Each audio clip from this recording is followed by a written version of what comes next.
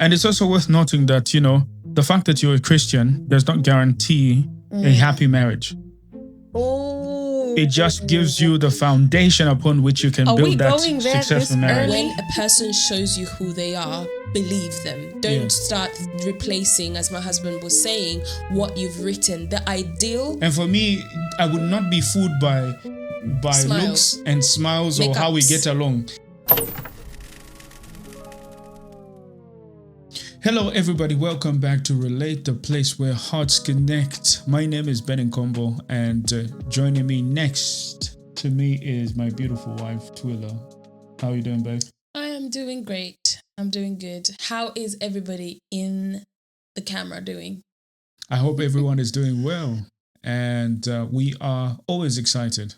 Now it's no longer talking about just one particular subject being exciting, but every single episode that we shoot is very exciting for us. And today we have, I believe, a question that some people have that we thought is important for us to just answer. And that question is, I will allow my wife to just read it out for us, and then we'll jump straight into answering that question. Okay, so the question is, when should I walk away from a relationship? When should I walk away from a relationship? This is not as easy as it sounds. Like you can just walk out at any time. And I think to just start with, we're not encouraging anybody to just be walking away from a relationship or to find an excuse to walk away from a relationship. On top of that, we're going to say that there's valid reasons why you can walk away from a relationship, especially if that relationship is still in the knowing each other stage or the dating stage. When we're talking of the marriage, it's a bit different and a bit more complex. Right. And it's not as easy for people to just walk away. So this is... I'm going. Bye. That's not what we're... Here. No. Pieces. Once you commit to that marriage, obviously, our hope, especially if you're Christian, is that you stay married and not find any excuse to leave. Yeah, so we're just going to look at when should a person be ready to walk away from a relationship. Give us a direction, babe. How do we answer this? Well, first of all, I do want to acknowledge that this is such a good question.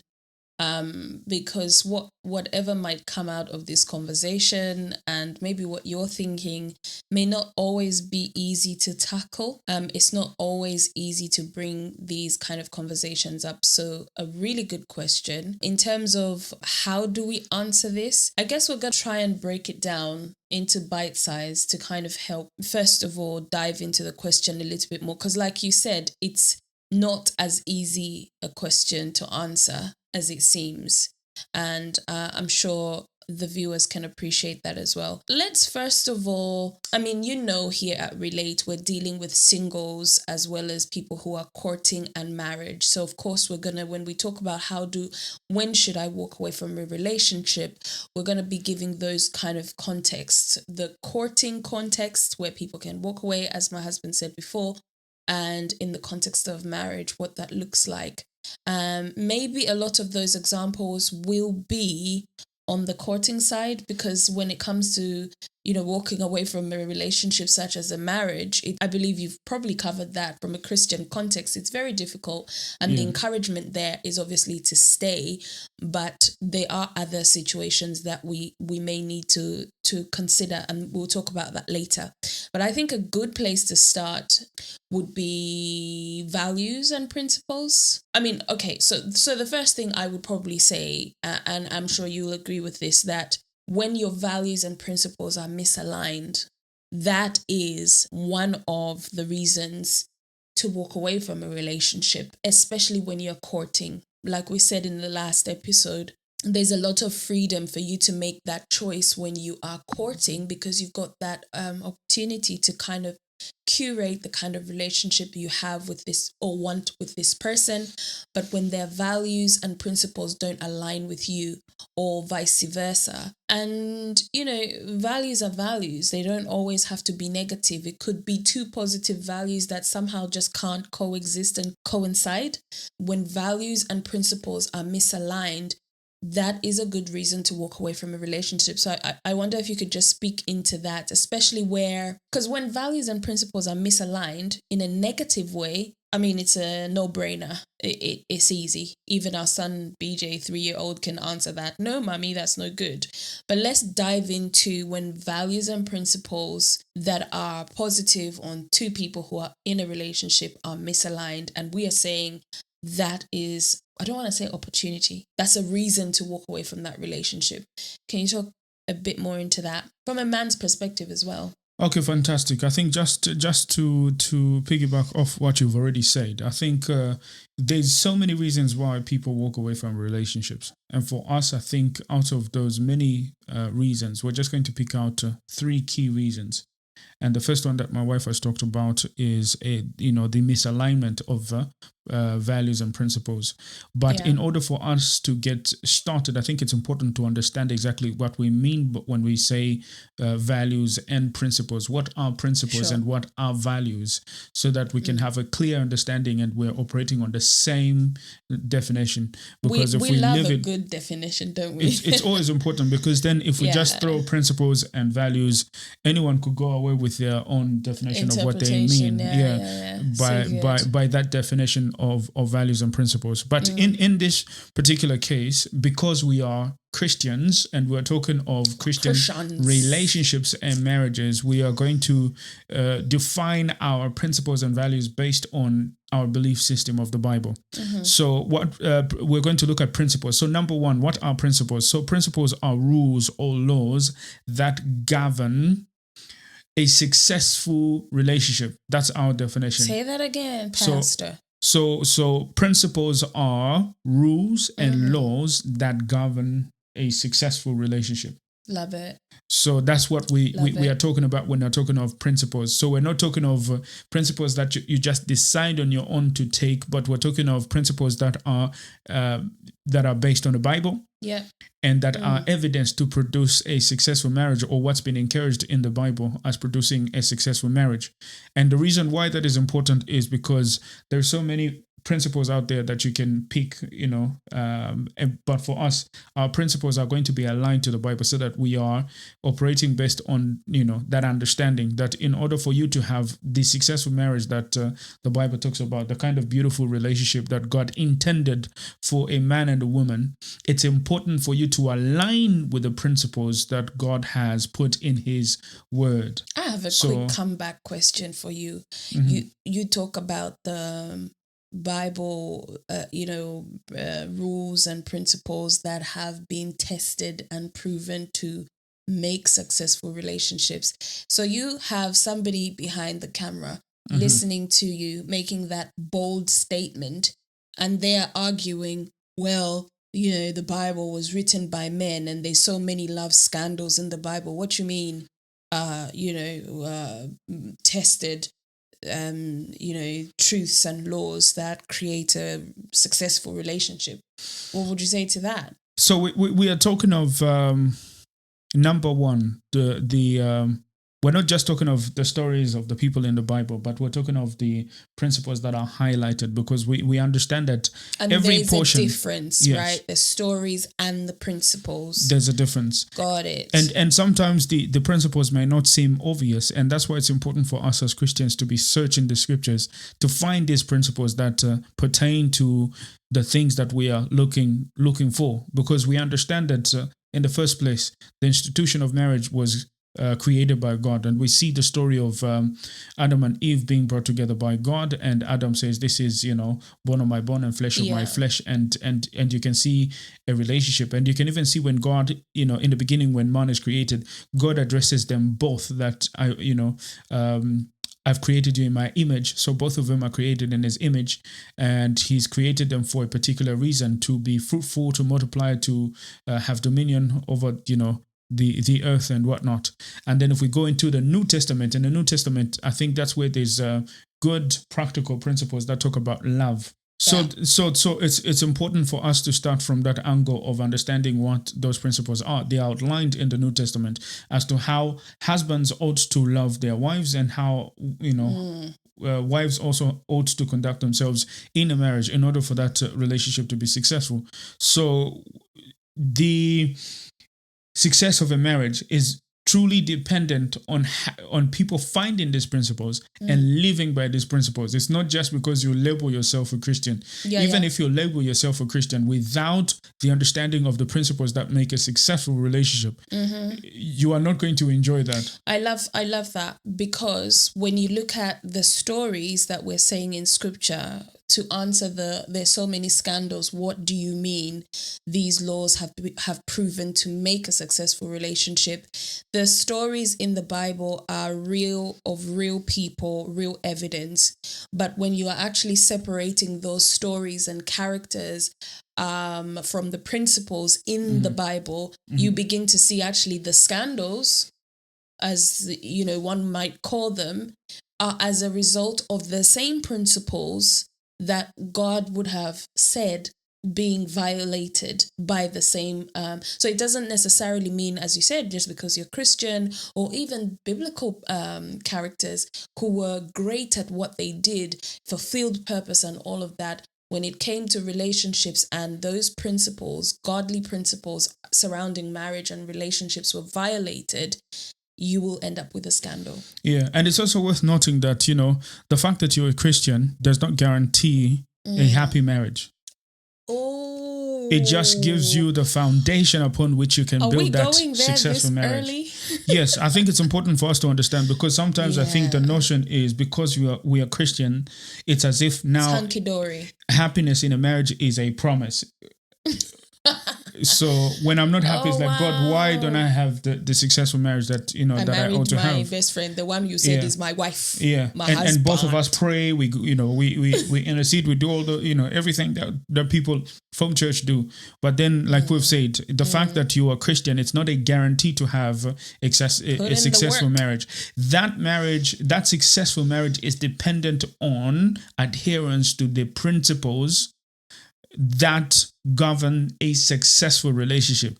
So without adherence to those principles, regardless whether you are Christian or not, if you adhere to the principles, and that's why, for non-Christians, sometimes it appears as though they equally do have, successful marriages. Why? Because once you discover a principle of how to love someone correctly, it doesn't matter whether you are Christian or not. That will work for you, because why? It's a law. It's a law. It's a rule. Law of gravity. Whether you're black, white, Asian, Puerto Rican, rich or poor, if you are up there, honey, and you throw yourself down, unless God sends angels to come catch you, you're hitting the ground. Yeah. But that is the same with every other area of life. Finances, there's principles. Their health, there's principles. And what's that thing the Musondas say about a principle? If you violate a law, you are scheduling a consequence. There you have it. That is it. So you cannot violate. Say that again for the people. If you violate a law, you schedule a consequence for yourself, because laws cannot be broken without a consequence. So there's always a consequence to everything that we do. So that's why it's important that even if you're a Christian, you adhere to the principles that make a successful relationship in order for you to have that successful relationship. So we have defined what principles are as rules and laws that govern a successful relationship. Fantastic. Now, when we talk of values is slightly different. Values is obviously more intrinsic, and it's based on preferences. Intrinsic. And the things that we like. For example, because me and my wife decided to value Christianity or having a relationship with God, and because of that, we started following the biblical principles, right? So I one of the articles that I was reading regarding values is that it forms it comes first and then creates the basis for the principles that you choose. So because you value God, then you begin to follow God's principles. And as a result of following God's principles, then you can enjoy everything that comes. How can you explain that in business terms? Is that the same thing when people talk about what value do you bring to your customer?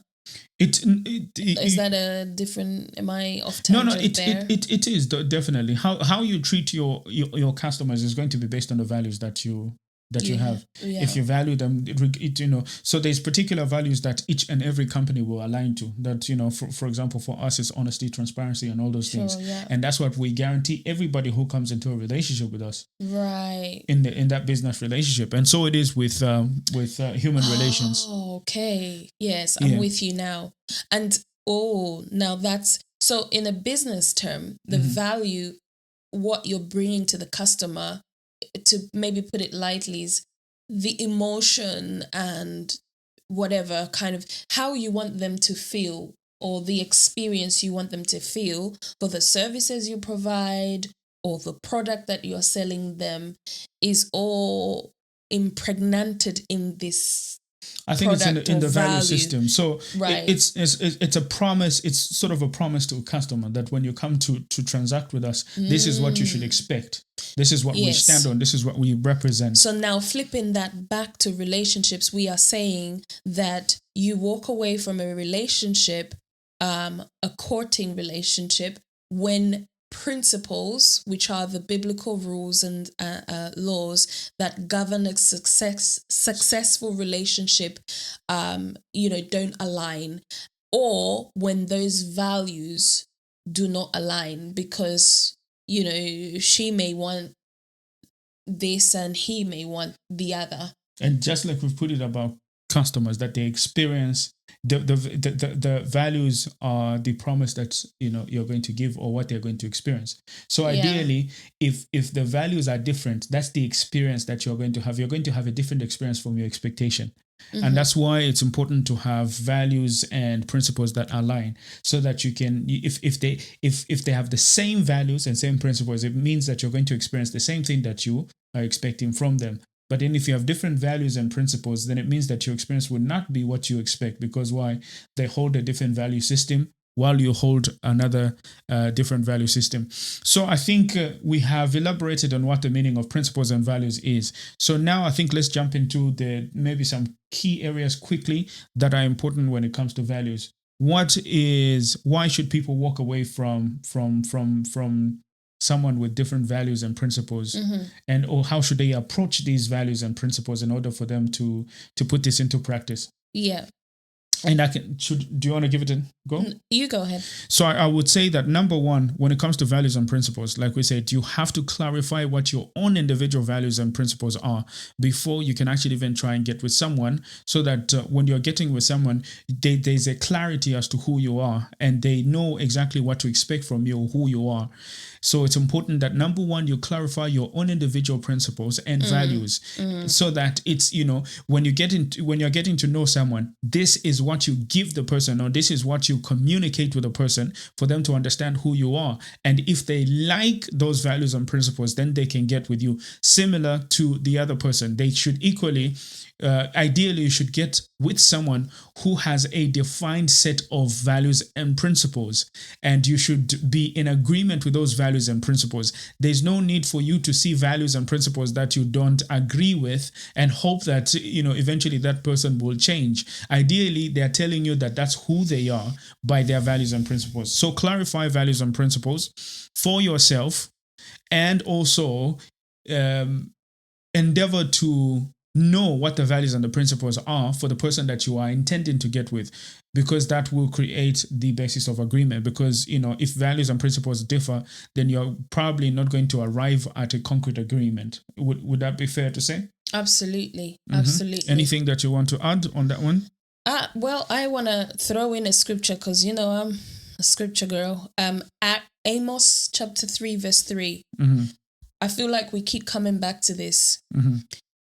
Can two walk together except they be agreed? Now, we often quote this scripture as, can two work together unless they agree? Fine, I've done that before. But just as you were speaking, I'm rereading that and I see it's can two walk together. And I'm reminded in Isaiah, those who wait upon the Lord shall renew their strength. They shall mount up with wings like eagles. They shall run, they shall walk and not be weary. They shall run and not. So there's stages to this thing, walking, running, and the promise of not being weary because of waiting on the Lord. But when two people are in agreement about something, the scripture is actually referring this to the walking stage. So with the complexities of relationships, and this is why we're parking marriage on the side of this question for now, because, you know, there's a lot to kind of dig in there that maybe needs a one-on-one kind of coaching situation. But for the general knowledge, for the couples who are courting, it's important that you literally wear this scripture, Amos 3:3, on your neck, because the promise there is it takes two people in agreement to actually walk. We're not talking about running. So as my husband was saying, most people think, oh, because I'm Christian, joy is guaranteed and all these wonderful things, and our relationship is thriving, I'm happily married. All of those things look like running. They look like you're in full speed. They look like you're on the motorway driving the fastest car. But before you can even achieve that, just to walk, take 1-2 step. And, you know, walking does not require you to have a lot of money. You don't need to drive a Jaguar to be able to walk. It just requires your natural resources, which are your 2 legs, energy, and all of that stuff. I'm not going to go into the deep science because that's not the point I'm trying to drive home. So in the context of a relationship, when we're talking about when should I walk away from a relationship, if the both of you can't do the basics of just being in agreement so that you can get the engine of your relationship at a walking pace, then we need to pause and start thinking, okay, where is this kind of contention happening? And if it's in the department of values and principles, then we're in trouble. And we would need to revisit that and maybe think about, is this worth staying in? And remember, we're also talking about when those values and principles don't align, but the values are good values on both sides. Because when one of you steals and the other doesn't, it's very easy to walk away and give that as a reason. But what happens when both of you are saved and sanctified, praise the Lord, have wonderful sets of values, but the walking together is just not togethering? It's a very tough situation. So this is a point of encouragement before I let my husband pick up on the next point. If you are listening to this and you're in a relationship, you're courting, you're a man or a woman, and what we've said so far resonates, especially when you use Amos 3:3, can two walk together except they be agreed, as the full stop at the end of this little part that we've just said, and you're asking yourself or wondering whether, our walking isn't together, how are you going to run? How will you move to the next stage? Then it's something that is worth thinking about. So very true. So like my wife has put it, it's possible for people to have the same principles but different values. And that could be the breeding ground for disagreement. So it's important that, people don't... Can you unpack that a bit? What do you mean? By principles, you could both be Christian and believe in no sex before marriage and faithfulness and all these things, but then you value different things personally, or you have different preferences that are bringing tension between the two of you.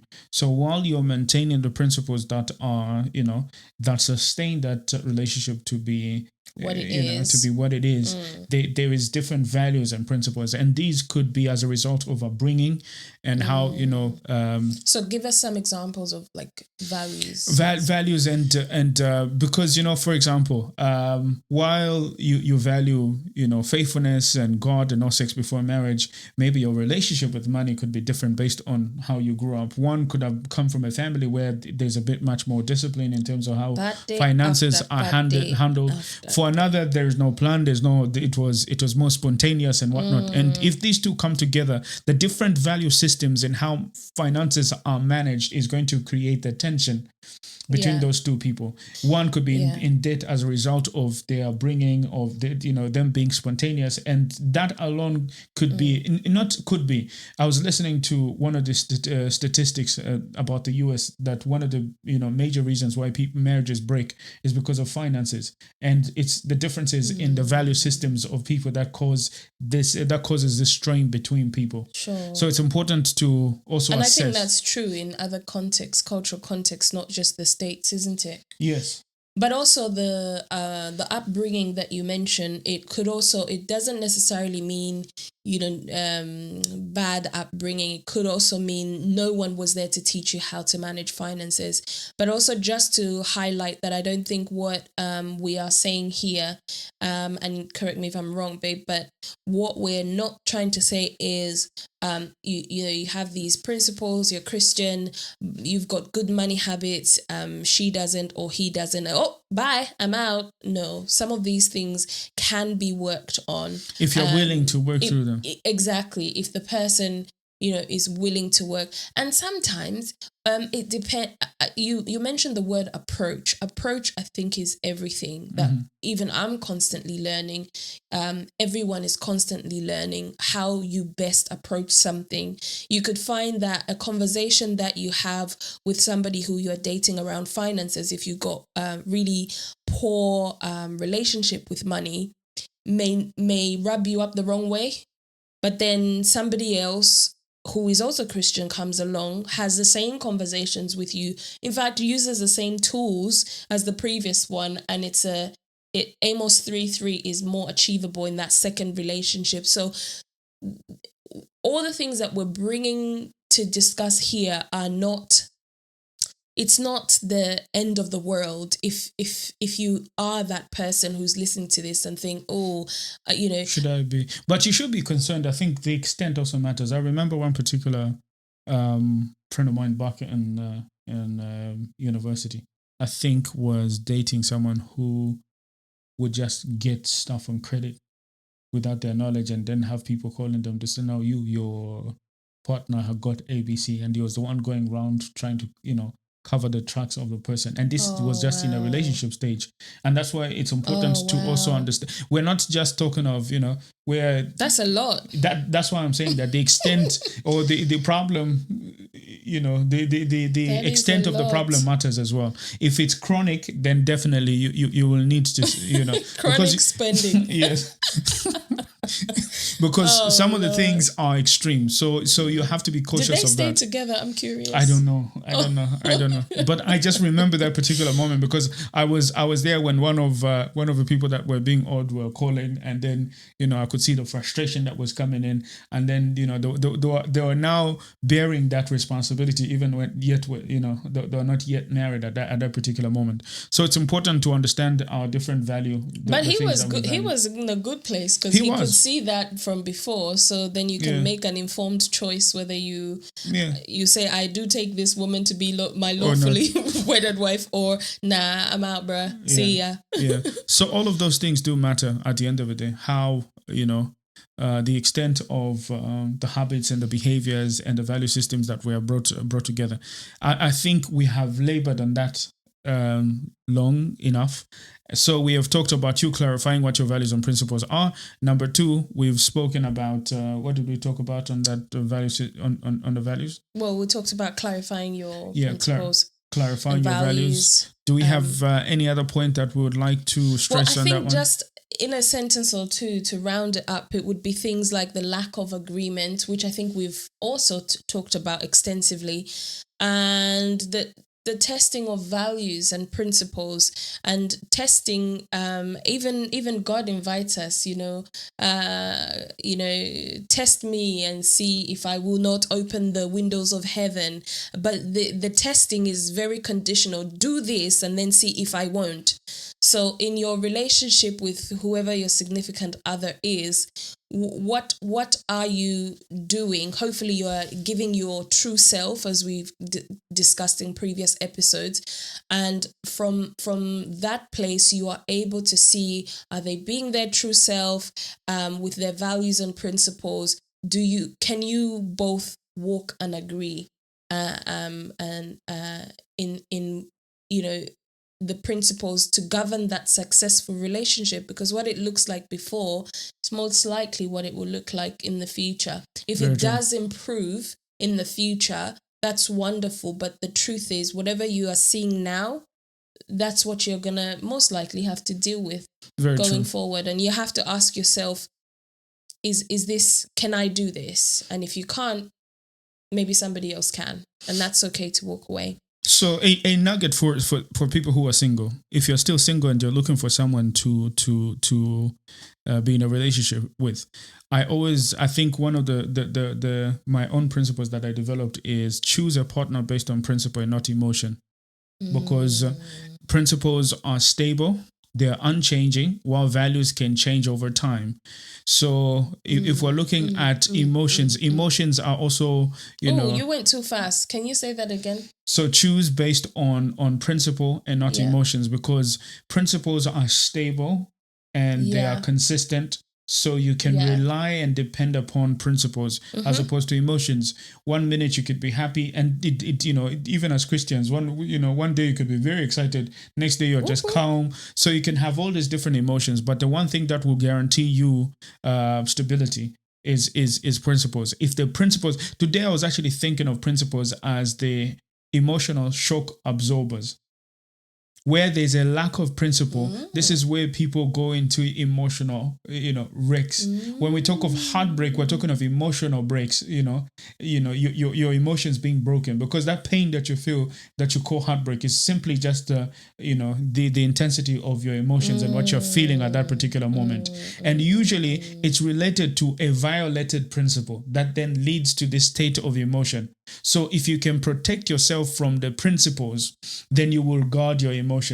So if you throw your emotions first and try and introduce principle later, it becomes difficult, because then if the person doesn't uphold the same principles that you uphold, then already your emotions are at stake. So to protect your own emotions, it's important for you to choose based on principle. Is that what guard your heart from looks like? Definitely. I think it's about using your head than using your heart at the beginning of any relationship. Follow your heart. Follow your heart after you have followed the principles.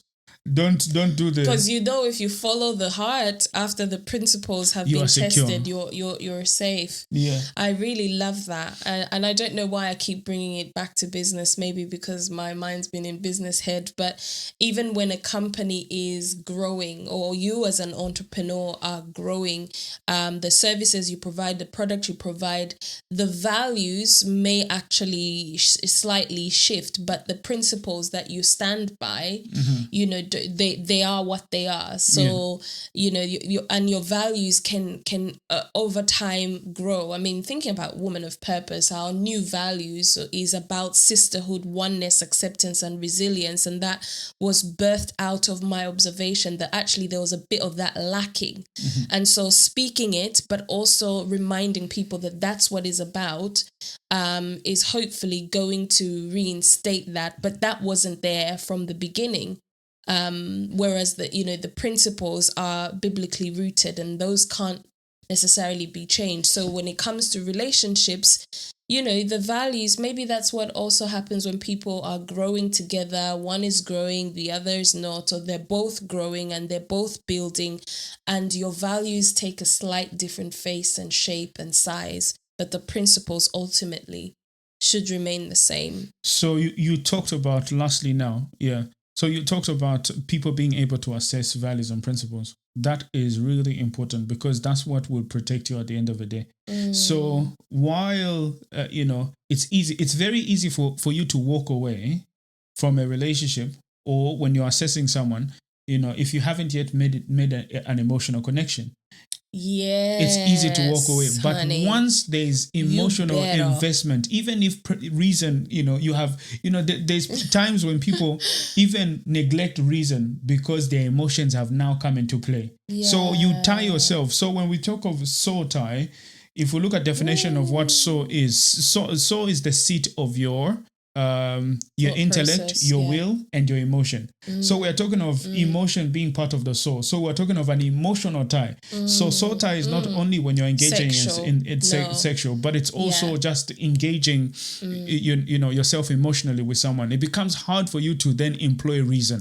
And while you're on that, in my single days, there's a time when God had inspired the idea in me to say no phone calls between after 9 p.m. with male friends, and also not the first thing when I wake up in the morning. Not that I used to do that, but when you're talking about the emotional tie, what I remember being impressed on my heart is that the early hours and the late hours were very critical and vulnerable hours for me as a woman. And that I think that is true. And I want to throw this out for any woman listening to this. And maybe you already are aware of some of these things, but if you aren't, this is a good opportunity for you to get to know that truth. So that window, early hours, and there's times when somebody wants to call you, hey, how are you? Just checking up on you. And it's super early.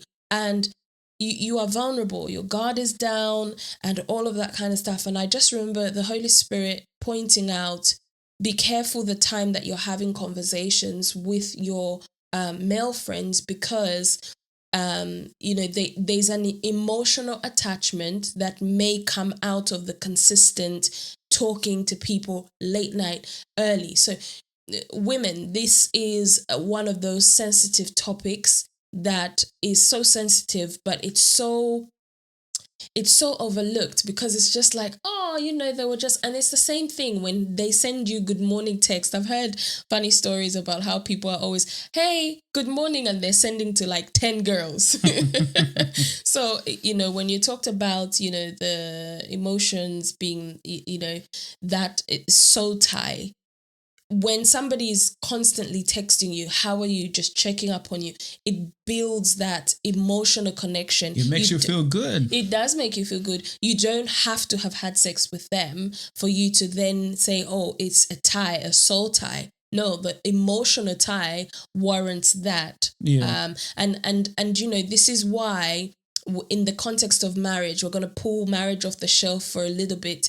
When it comes to, people saying, oh, this is my work husband, this is my work wife. Like, I don't get that. And just, I like working with this person because they're around and they make me feel this way. You're already having an emotional tie to that person, because there's an emotional link there that it's not sexual, but it is emotional. You're associating them to a wife who does certain things that nobody else does. And they're taking the place of your wife in the emotional space. You might as well be having an emotional affair.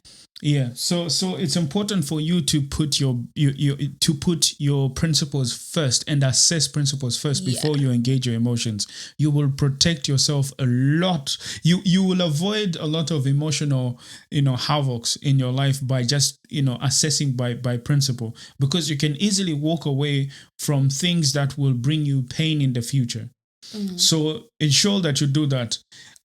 Ascertain what your own principles are. If your principles differ, already that's a no-no. That's a reason for you to walk away. If they've got completely different principles from your principles, let's say you're a Christian and they have non-Christian principles that they're following, and they're saying, for me, this is okay, or ABCD is okay. Already, if they can't respect the principles that God has put in place, what guarantee is there that they'll respect you? If they can't respect godly principles, the principles that God has put in place himself, do you think that they'll respect you? No, they won't. But if they respect the principles, because God is the one who gave them, the chances are that they will respect you too. Because why? That's where your protection is. So be very careful. If they don't respect the King of Glory who put the breath in you, how are they going to respect you that has the breath of the one who they don't even acknowledge? And don't be fooled by that stage where it's all flowery and you're feeling like, and they're convincing you, I'll be with you, because everything feels right in that moment. So, I can't live without you. So don't go by how it makes you feel. Go by ensuring that it is actually right. So don't go because it feels right. Go because it is right, and you've assessed it by principle. So based on that, we have left that one, and we're going to look at one other principle. We're going to look at 3 key things today, but I think we'll leave it at 2. Can we look at uncertainty and then leave it at uncertainty? Yeah. And let us know if you want to know the third part. You can comment below so that we can come back as a part 2. I do think that the other point is also really, really interesting. And so we will leave it at 2 points today. But if you want to know the third point, then my husband and I would love to hear from both. Both of us would love to hear from you. That's what I meant. My brain just flipped froze in that moment. Words. Anyway, why don't we look at uncertainty, as you mentioned earlier? So I was looking at this and I just thought, what going back to definition, what is uncertainty? And what did you have? I can read some stuff that I wrote down. I think go ahead. So remember, we're on reason number 2. Why the grounds upon which you can leave a relationship, for you who's not married or still assessing somebody to get married to. But if you're in a marriage context, obviously this is a bit different. But now, in defining uncertainty as a reason or a ground upon which you can leave a relationship, my wife is going to give us a definition. We'll throw some key important ideas or nuggets that you can use to navigate uncertainty and get out of it. So what is your definition of uncertainty in this case? I've got an essay worth. I'm going to try and compact and be concise. I struggle with keeping things concise, but let's have a go. So in terms of uncertainty, what I found is when I said, what is the definition of uncertainty? So uncertainty is a state of being completely confident or sure about something without any doubt. It can apply to thoughts, beliefs, knowledge, or the outcome.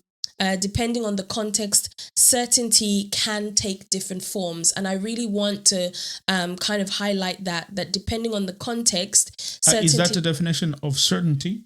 Well, this is one of the ways that certainty can be defined when you're being completely confident or sure about something without any doubt. Okay. Yeah. And so the different forms that are related with certainty, and these are not exhaustive, but these are the 4 areas I could find. Certainty, depending on the context. So for example, philosophical certainty. Philosophical certainty refers to a kind of knowledge or belief that is so secure, so free of doubt that it cannot possibly be false. It's often considered an ideal or the goal. So, philosophical approach to relationship, the ideal, dating this person, they are accused of whatever, and the philosophical approach to that may be that no, you are without a shadow of doubt, my partner is faithful, and there's no way they could cheat. This is the ideal or the goal. The psychological certainty is the subjective feeling of being completely sure about something, and I think this ties into the values, because the how you are making that person feel. There's lots of comments about, you're insecure. And for me as a woman, we love to feel that sense of security. And so when, and this is not to say men cannot be insecure, but I can speak from a female's point of view, because I've once been told that I'm insecure. But when I was told that in previous relationships, my question was, well, what actions are you doing that are causing, that might be a trigger that I may need to work on, but you are also adding to that trigger. There's certain actions that are leading to that. So when we're talking about psychological certainty, this is a subjective feeling of being completely sure about something. It's not his responsibility to make me completely secure. I should be secure in myself, yes. But when the values and principles misalign somewhere, he will definitely, or she will definitely be doing certain things that bring a psychological doubt and affect that psychological certainty. Hopefully that's making some type of sense. So also with psychological certainty, it's about completely being sure about something, regardless of whether that belief is objectively true or justifiable. So there's also situations where somebody's saying, and this could just be whispers, Chinese whispers. I saw your boyfriend down the road hugging a beautiful girl, and not knowing that's his sister. Or it could actually be Jennifer from down the road and he's having a different affair. But regardless of whether that information is true or false, the psychological certainty is all about that subjective feeling. So you might choose to ignore all the news and all the stories that are coming your way because psychologically you've reached a place of certainty within your relationship and the person that you are seeing, because maybe going back to their values and principles, you know who they are, you've tested them, and everything is all kushti, and that's good. The last two I'm going to share before I give over to you, babe. Mathematical and logical certainty. When I read this and I thought, is this necessary? But then in the last episode, we were talking about, you can cheat as long as you don't get caught. And there's some people that approach relationships from this mathematical or logical certainty. With magical logical certainty is all about some things that can be known with complete certainty because they follow a strict logic rule. For example, 2 + 2 = 4 is a certain mathematical, principle. And these are deductive truths. They don't depend on interpretation or perception. So in the mathematical logical approach with relationships, somebody might be saying, well, if I just tell her that I was working late, they've added 1 + 1 = 2. This is going to be, and those are situations that you might want to be looking at. Definition of certainty. How certain are you that when this person says I'm working late, they are genuinely working late? Last point, scientific or practical certainty.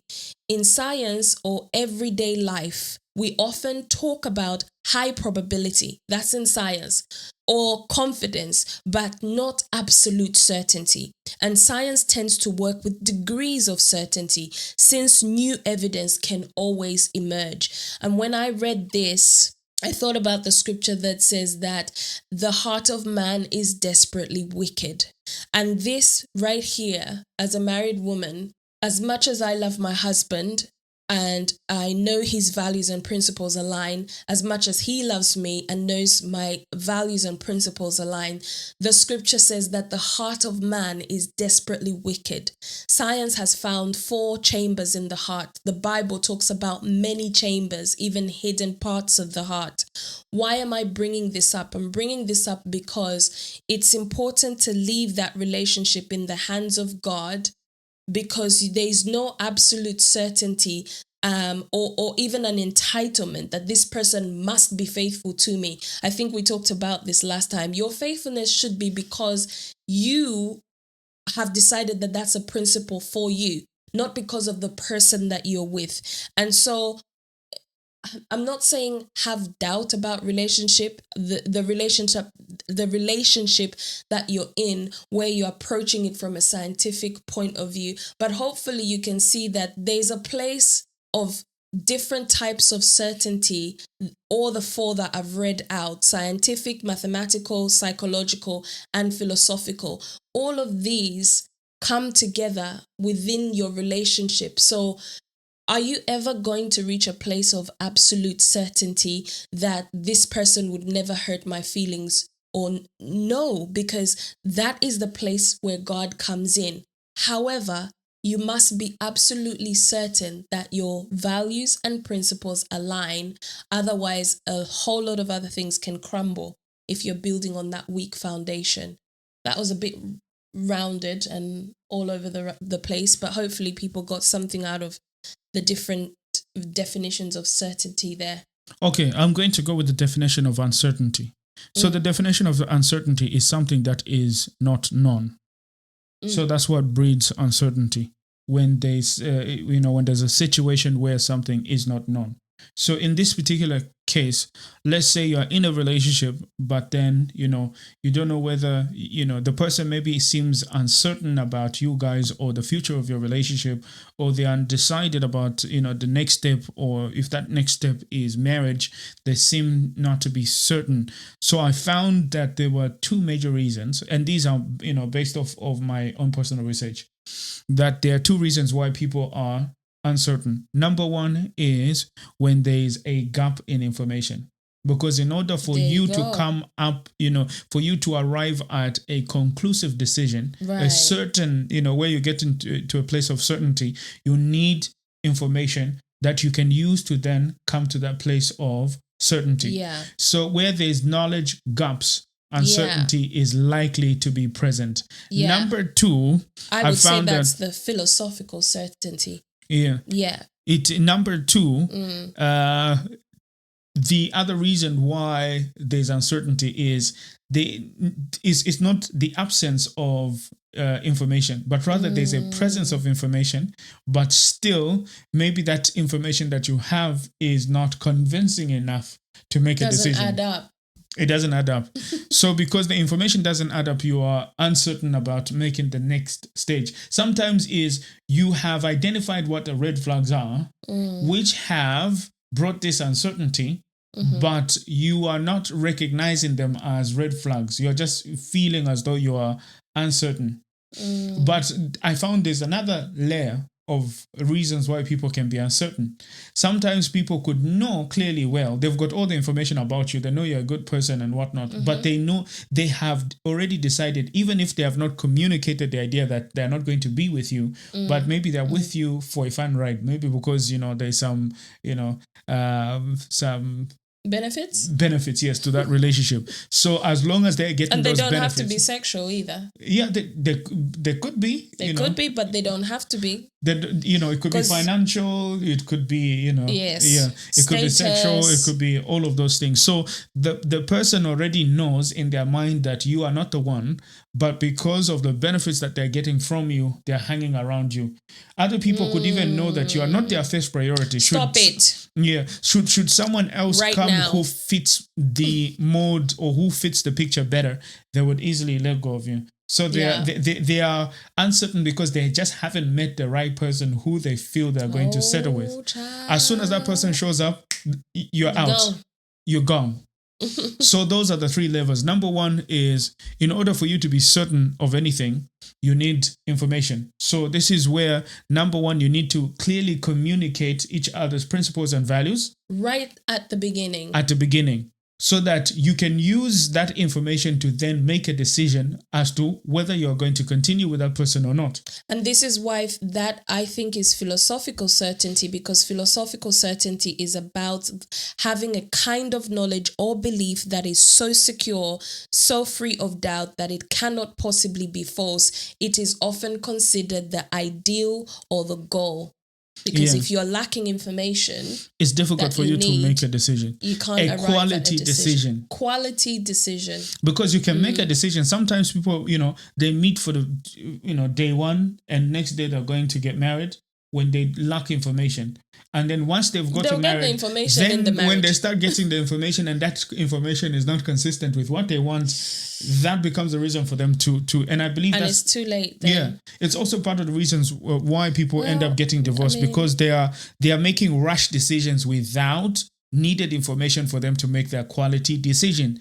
They're jumping into it and then making that, acquiring the information after they've already committed to it. And let me just say also that you will always be learning each other, but there should be enough evidence to support that decision right from the start. What type of information are we talking about in this particular case? It's information about the person's principles and values, and naturally observing them in their natural habitat. I think that was also one of the strategies that I used to use. Just observe someone when they're not conscious of your observation. Because why? In their own personal space, you can see who they are and what they represent. Aside, because people can fake all these things. They'll tell you, I'm for God, I do this, because they know that perhaps maybe they have learnt of your values and principles and they want to mimic that because, to impress you.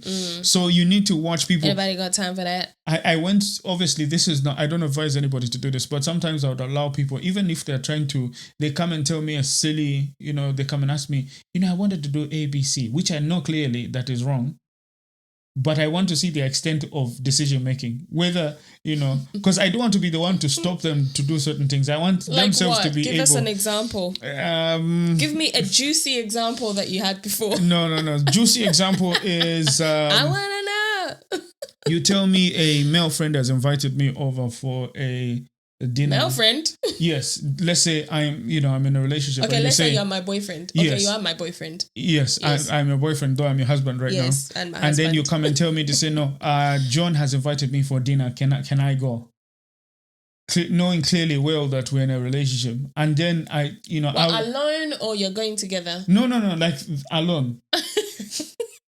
It sounds very funny, right? Sis, yeah. What are you playing at? So, and then you're like, okay, cool. And my cool is I want to see whether they're actually going to execute. Because you said. I said, yeah, cool. Because at that point. And they went. Because I'm thinking, my goodness, are you for real that you're asking that question? If you know what I mean. You didn't go, no, you are not going to see because John. Now look, the thing is, if I do say, no, you cannot, it's not what they would do. It's what you want. That's not her decision. Yeah. It's your decision. Yeah. So in that moment, I'll be like, okay, cool. Because I want to see their reasoning. Are they going to go ahead with such a decision? And I remember one of them just went and did it, and I was like, yeah. And that was done? For me, that was like, no, if you're going to make such a decision, well done. I'm not in it. Because I should be able to stop myself But this is not in defense of the sister, but I just think that there's some people, I don't subscribe to this thought, period. But there's people who think that maybe she thought that John and her it's a platonic relationship, so it's cool. Like Ben's my boyfriend at the time. But John is my platonic friend, so there's nothing going on. No, but then if you are in a committed relationship and someone is inviting you for a dinner, just the two of you, and this is not because John was trying to pull his shot. Yeah, he didn't even invite the both of you. No, I didn't even want to be invited in that particular moment. And this is a hypothetical situation. I'm not going to, because if I say exactly what that situation is, then I don't want people getting ideas that I'm talking about anybody here in this life. Very, very sharp guy. Yeah. So this is a tell me after parable. The recording when the cameras go off. Tell me. This is a parable. I want to know. So ideally, I want to see how you make your decisions and whether you can make right decisions by yourself without my influence. And if by yourself you're failing to make quality decisions, I'm at stake. Because those are the decisions that you'll be making. No, because you'll forever be saying, but why? Because that won't be the last dinner she'll go on with John. Or maybe she'll listen to you because it's the beginning of a relationship and say, okay, I won't go. But then as, because then like I say, emotions go. Yeah. The day that she feels another way, she'll just say, you know what? I'm off to dinner with John. Like, we're going to have lobster. Yeah. And then they'll go about because then at that moment you're not in control. So that's why it's important to... Wow. That's just a hypothetical idea. Yeah. Run, in fact. Observe people in their natural habitat. Sometimes just before you even register interest and whatnot, observe them, gather enough information about the person to give you enough of a body of information to make a decision.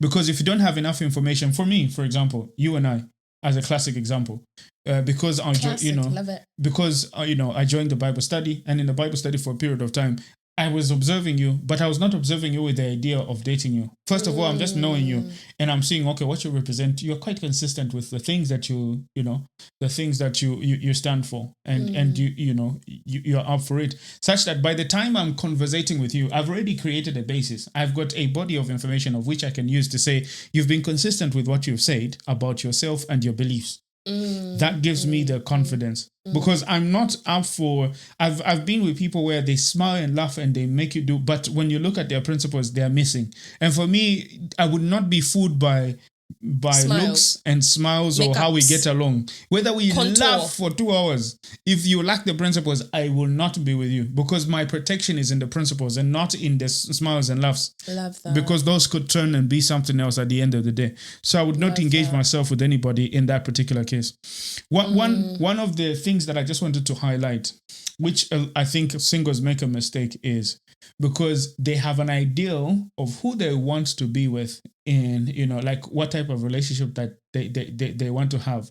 So when they meet someone who makes them feel, they suspend the assessment and attribute that person to be their ideal of what they've hoped. Instead of assessing to say, who is this person? You actually assign that dream of yours of he makes me laugh. He does. So you make this person that which you is created them in your mind. Yes. And then when as you get along in the relationship, when there's now, a lifting of that disillusionment, the veil, then you begin to feel depressed, like, why did I get with this person? Because at that moment you are operating with an ideal and not with a realistic being that you are with.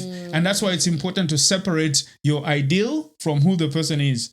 Don't assign your ideal to the person. Write your ideal in a notebook. That's what it's for, and submit it to God. And then once you have written it on in your journal, in a notebook, and even if you're very iPad, there's something about writing notes that's very natural, and it I don't know, maybe it's psychological for me, but when you write stuff down, you're literally offloading that emotion. So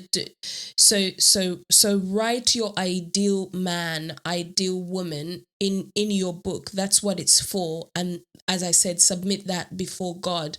But in the real world, as you are dating, when a person shows you who they are, believe them. Don't start replacing, as my husband was saying, what you've written. The ideal, those who wait upon the Lord shall not be put to shame. Your expectations that you've written in your journal shall not be cut off. But don't use those expectations to then screen the person and say, don't assign. Yeah, in fact, screen is the wrong word. Screening is right. Is actually what you want to do. Yeah. You don't want to use the ideal to then clothe them. Yeah. I like that. Because there's a knowledge gap, so you use you assign your ideal to that person. Right. Because of that lack of knowledge gap. Yeah. So the knowledge is lacking, so you assign. And then when you discover they are not that, then you're disillusioned. Sometimes the knowledge isn't even lacking, babe. It's right in front of you, but because of the ideal in your head that should have been in your journal, you are so blinded by that you are now, as you said, assigning. It's literally assigning. He's this person, but he's showing you that. She's this person, but she's showing you something else. And this is where uncertainty comes in, because now the ideal is not matching with the reality. And this is why I say be very careful that don't assign your ideal on someone. Assess them.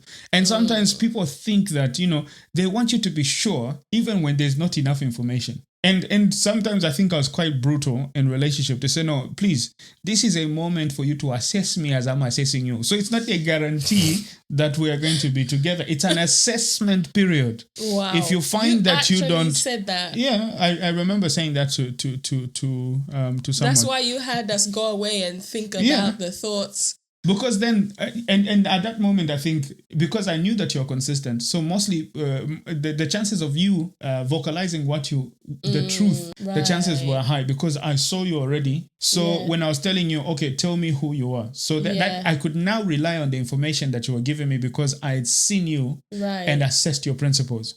So I could rely on the information to make a solid decision. And even me, I was now able to give you my own personal information to say, no, here is who I am. These are the principles I stand by. These, this is who I am. Then based off of that, that's why I say go 2 weeks away. Because again, that 2 weeks, remember, I'm trying, the reason why it was actually even 2 weeks and us going away is to ensure that there is no emotional connection. This is more logical. We're using more logic than how we feel. Because if we're just talking every day and we're forgetting forgetting everything else, then we'll forget. It was the actually reason. 2 weeks of not Not talking. really, yeah. It was more like, no, let's Like, go and think. That was the first time ever and the last time, praise God, that a man had approached me in that way. That was solid. Very solid. Look solid guy. Now we are 4 years in marriage. 4. And that's the 44. value. That's the value of this is the only way you can get certainty. When number one, you clearly communicate who you are to each other, and based off of that, people can make a decision whether to be with you or not. Even if, for example, someone decides not to be with you based on the information that you have given, you shouldn't feel less or wanting to change that because that's who you are. If they want to walk away, let them walk away. That's okay. I've had people, like I've said, who I've told to say, no, this is me, this is where I am, this is what's happening. And some have clearly have gladly walked away, of which I don't blame them. But I never was left feeling like I'm not enough or anything like that. I knew who I was, and I was sure in that, because it's my own certainty. That's why I clarified my own principles and things, so that I myself have got clarity on who I am, and therefore give that clarity to somebody else. If that clarity is not what they're looking for, then they can scoot on without, Scoot on. And then somebody else who I say, okay, this is it. You like it? Yeah. It's good. Because that's what you do when you go to a shop, right? They'll talk to you to say, no, this is a product we have. It does this. Do you want it? I think I want it. Do you want to go for it? Okay, pay for it then. You know what I'm saying? There's a price. Yeah. Because they've given you all the features and what, even the iPhone, they'll tell you what it can do, the photos and whatnot, and then you make a decision. I think those are the two things that we have spoken of today. Number one, clarify your values and principles. That's the beginning. If you don't know your own values and principles, clarify them today. That's what protects you. In the beginning. Yeah, will protect the integrity of your future and your emotions as well, and everything else. Then after that, we can come to certainty. Gather enough information about the person that you are wanting to be with. And if you have already given them enough information and they are still uncertain, then maybe it could be that they are just not a right fit. Because if you have given everything and they're still uncertain, then there's a... I just, it's not a PhD.